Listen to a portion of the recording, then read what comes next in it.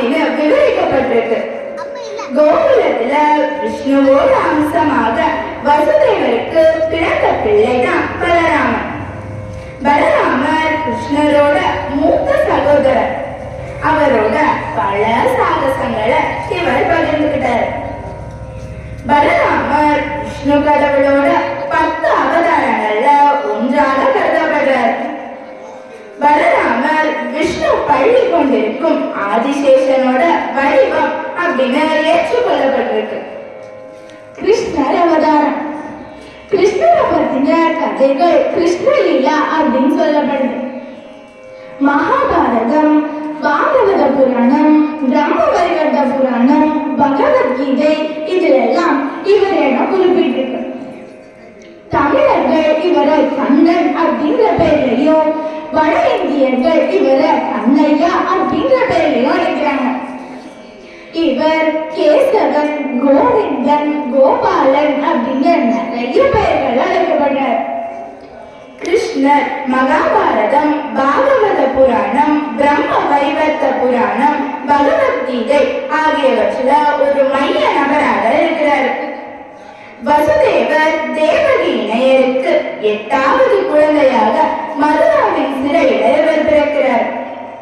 கொடுமைக்கார அரசனான கிருஷ்ணரோட தாய்மாமனான கம்சனிடமிருந்து கிருஷ்ணனை காக்கணும் அப்படிங்கிறதுக்காக கிருஷ்ணனை பிறந்த நாள் அன்னைக்கு இவர வசுதேவர் யமுனை ஆற்றுக்கு அப்பால உள்ள கோகுலத்துல குடியிருந்த யாதவர் குலத்திலான நந்தகோபர் மற்றும் யசோதை இணையரிடம் ஒப்படைக்கிறார்.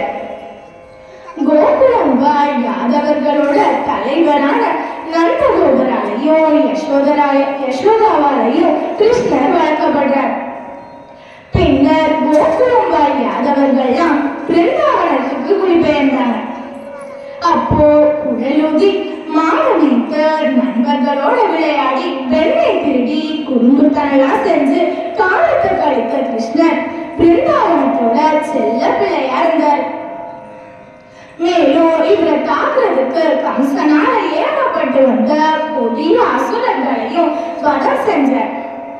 மேலும் இந்திரன் கோகுலத்தை அழிக்க பெரும் மழையை உருவாக்கிய போது கூட கோவர்த்தன மலைய குடையா பிடிச்சு அவங்களெல்லாம் காப்பாற்றினார்.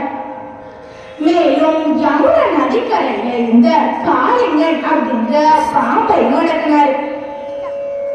அக்ரூரரின் வேண்டுகோளின்படி பலராமர் மற்றும் கிருஷ்ணர் மதுரா சென்று தன்னோட மாமனான கம்சனை அடிச்சுட்டு மதுராபுரிய தன்னோட தாய்வழி தாத்தாவான உக்ரசேனரிடம் ஒப்படைச்சிட்டு கோகுலம் வாழ் யதுகுல மக்களுடன் சௌராஷ்டிர தீப கர்ப்பத்தில் அமைந்துள்ள ஒரு கடற்கரை அருகே துவாரகா எனும் புதிய நகரை உருவாக்கி வாழ்ந்ததாக வரலாற்றுல கூறப்பட்டிருக்கு.